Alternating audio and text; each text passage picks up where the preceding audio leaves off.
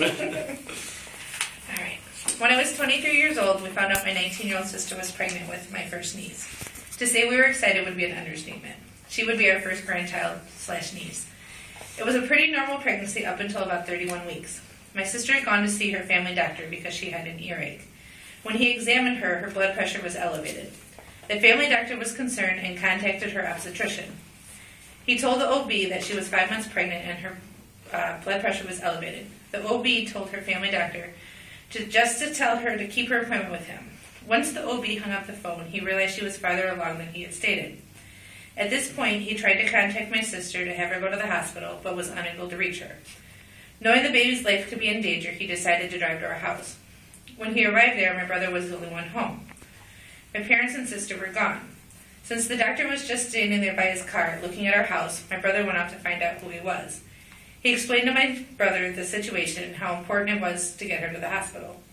My parents happened to pull up a short time later, and my brother told him what had happened.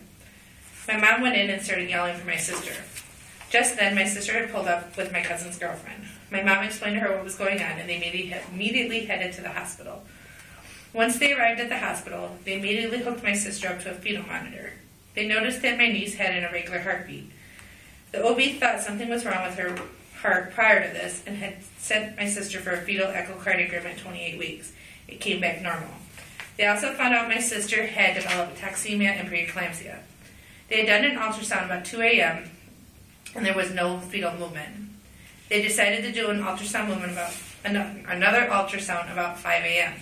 They wanted to see movement with the baby a couple times within a short time. When she didn't move, the doctor decided they had to get her out of there. They waited for the neonatology team from Oakwood Hospital to arrive. They took my sister in the operating room at 7:42 a.m. The surgery was started at 8:07, and my beautiful niece, Taylor Renee, was born at 8:16. She was so little. She was only 5 pounds, 2 ounces, and 15 inches long. When she was born, her heart was beating at 384 beats per minute. They had tried 3 different medications, and none of them slowed her heart down. By 9 a.m., she had been rushed by ambulance to Oakwood Hospital. Once they got her there, they had given her the medication, digoxin, which finally slowed her heart down. They found out that she was born with ASD, which is atrial septal defect, and SVT, supraventricular tachycardia. This was causing her rapid heart rate. They also determined that she had pulmonary stenosis and a hole in her heart, which would need to be repaired when she got older. She spent 19 days in the NICU. Once she came home, things were never the same. She had to have the digoxin twice a day, so every day at noon and midnight we had to give it to her. It was scary to have to do that because you had to give it just the right amount because anything different could kill her. It was hard to keep her on a sleeping schedule because she always had to be woke up for her medicine. She thrived well, and at 16 months old, she was scheduled for open heart surgery. It was to be done at the University of Michigan Mons Children's Hospital. It was the scariest thing when the OR team took her from us to take her to the OR.